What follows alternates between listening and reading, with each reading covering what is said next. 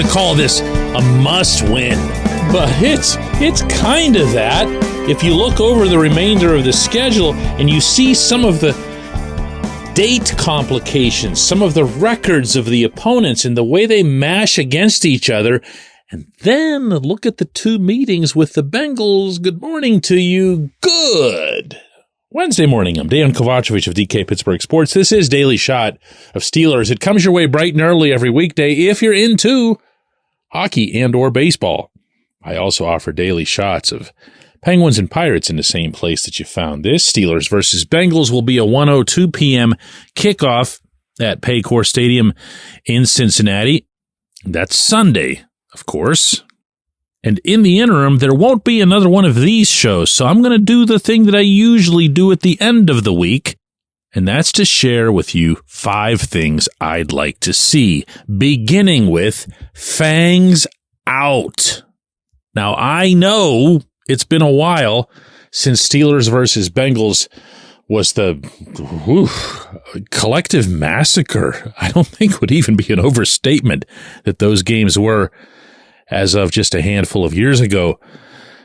I don't know that it needs to be Juju standing over Vontez, but I do feel like there's some fire that needs to come back for this team, and that's often created in advance of the game by just genuinely disliking the other team. Yesterday, when asked some of what went wrong in Cleveland, Mike Tomlin said that it took too long for his guys to get, and I quote directly here, warmed up in the game against the Browns. And he did not mean temperature-wise. He meant that the Browns came out to play and the Steelers didn't necessarily, or that the Browns were more focused than the Steelers were.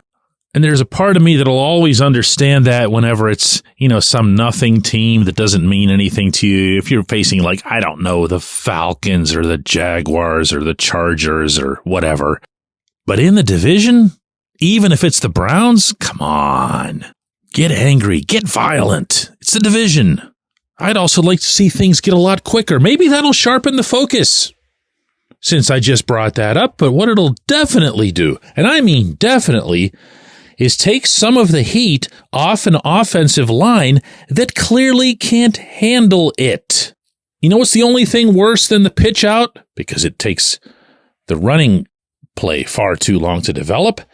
It's the rollout. And yes, I know that's part of the Russell Wilson arsenal, and I know there's, to some extent, he has to do that. He's not a tall quarterback. He has to be able to see down the field. He's been doing it forever. And also, I really don't care, because these are unusual circumstances. He's playing behind a line that, for whatever reason, can't block, and I don't think that's going to be something that's just solved magically the snap of a finger over a week of practice. Everything has to be quicker, quicker, quicker. I'd also like to see that quicker, quicker, quicker stuff neutralize Trey Hendrickson. You don't have to play against Hendrickson any more than the Steelers' recent opponents have decided they feel like playing against TJ Watt. Hendrickson's got 11.5 sacks. Hendrickson is a beast and a half. He's a legit elite edge rusher in the NFL. We just saw in Cleveland what one of those can do to you if not managed properly. So if the Browns could erase TJ, why couldn't the Steelers have done something to help out Dan Moore with Myles Garrett? Yeah, I know Garrett hasn't exactly had a history of, dominating the Steelers, but he did that day, and it was clear from the outset that he would. Is that the side that you line Darnell Washington up on? Sure, whatever it takes. Or, do that other thing where you don't really bother with him. You just do things more quickly. I'd like to see the Cincinnati version of Pat Freiermuth. And I know I'm calling for Freiermuth to get more targets every week, and it's a stale subject, I'm sure, to a lot of people, but it was at this place just a year ago that Zach Taylor and everybody involved, the Cincinnati defense, said, hey, you can throw to the middle of the field, you guys who never throw to the middle of the field. And the Steelers did throw to the middle of the field, and Freiermuth ended up with 9 catches on 11 targets for 120 yards, and nobody was near him. It was such a ridiculous sight, and I mean that mostly from the Cincinnati perspective, that even Mike Tomlin, who never talks about the opponent after a game, only does that before a game, was moved to say, if they're going to give us that, we're going to take it. Well, later on, the Bengals ended up coming to Pittsburgh, and they weren't nearly as generous in that regard. But my point stands. Throw to your number 1 tight end. Shouldn't be all that hard. But if I'm looking for one thing I'd like to see more than anything else, if there's one player who I'd most like to see the Cincinnati version of him emerge, please tell me you know who I'm going to say. Okay, good. Because Minkah Fitzpatrick turns into something else entirely when he's in that building. I have no idea why. I have asked. I have been told by his teammates that he just flat out doesn't like a bunch of those guys. So whether he means Jamar Chase, T. Higgins, the guys that are, running patterns into his secondary, I don't know. Have not gotten the answer from him. Also, and related, I don't care, because that version of Minkah, when he plays like that, when he's that out of his mind, I don't care if he, gets a pick 6 like he did there recently. I don't care if he gets takeaways and turnovers and splash, because he's just a singular force. I want to see something from Minkah. I don't care if it's his first interception since 2022. I'm not worried about a negative streak or whatever. I want to see the best, absolute best, most involved, most engaged version of this player. And that, to some extent, is going to fall on the coaches. Because if all you're doing is having him sit back there and play scarecrow and say, I'm going to take away half the field here because I exist and you don't want to throw near me, that's not getting the best out of your best player any more than having TJ just sit there and get double covered and triple covered the way he did in Cleveland. Now, if I hadn't already mentioned 5 things I'd like to see, I would have thrown in the Escalooser, but it's too late. When we come back, J1Q. This segment of Daily Shot is brought to you by our good friends at Mike's Beer Bar. They're located on Federal Street, directly across from PNC Park. Mike has more than 500 beers on tap, including from more than 50 local breweries. Stop in and say hello. Tell Mike we sent you. Mike's Beer Bar.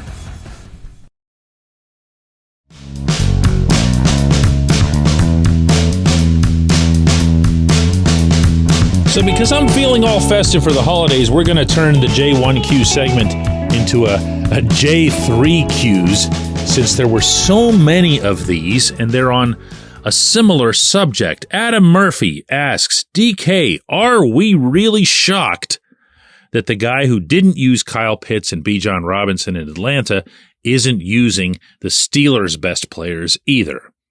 Adam, of course, referring to Arthur Smith. David Hidalgo asks, how about we just call plays that this offense can actually do well?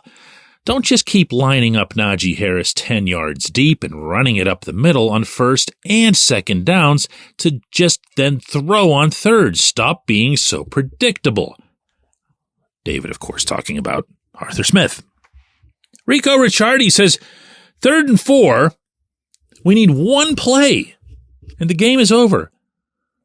40 yards downfield after we bring in Justin Fields? What the blank? We needed 4 yards, and that's what we do?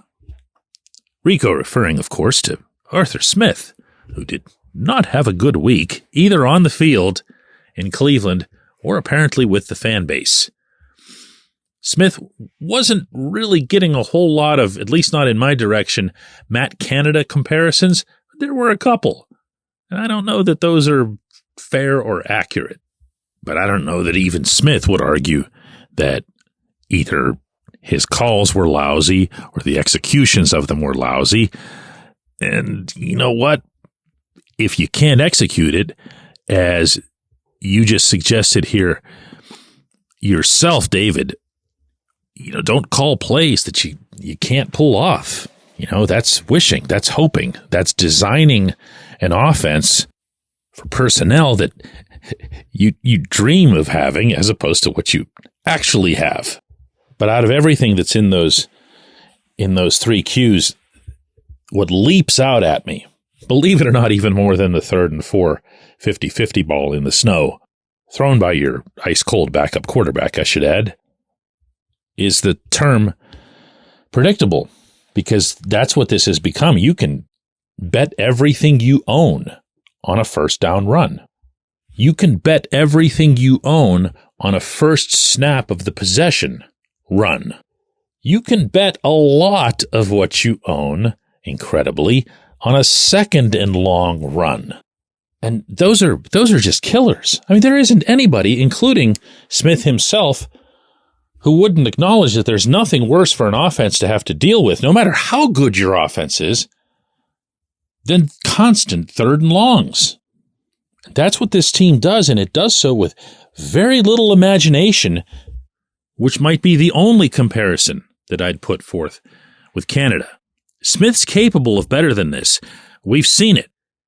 We saw it in training camp. We saw it in the preseason. And I know those don't count, but you're still seeing the X's versus the O's. That's the point I'm making. And we've seen it at times in the regular season. But one of the tendencies that I've noticed that maybe rubs me the wrongest possible way, and nobody in this little list mentioned it, and actually I didn't get any feedback on this at all. It's that hunkering down thing.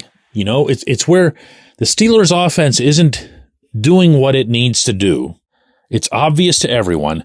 They go into the locker room at halftime, and this is when you would normally, of course, make adjustments. You would talk about what the other guys are doing and everything else. And I'll sit there at my laptop in the press box and think to myself, all they're going to do is come out here and just run. Only this time, it's going to be running on every single snap, unconditionally. And then you know what they did in Cleveland? They came out and did that as if I was like part of the skit, I understand and respect the value of running. I understand and respect it being the Steelers' priority. I do not understand and I do not respect losing the game in front of you over it. Guys, as I mentioned earlier in the show, in kind of a glancing way, there's not going to be any daily shots the next couple of days. I'm really, really happy about that, because in just a handful of hours later this morning, my kids are going to be home, one from New York, one from Philadelphia. And I am ecstatic to share with you that I will be spending almost every waking minute with them until I have to drive out to Cincinnati on Saturday night. There will still be a double shot of Steelers this afternoon. There will still be a Ramon Foster live show, but then that'll be it for all of these programs until next Monday. I'm grateful for all of you who have helped to turn, in particular, the daily shot of Steelers into what it's become. Our numbers are at a level I'd never fantasized about. The feedback, the recognition, the everything, that's all you, and I am legitimately thankful for it, and I hope that you and your family and your friends have a joyful Thanksgiving, and we will get together again on this show next Monday morning.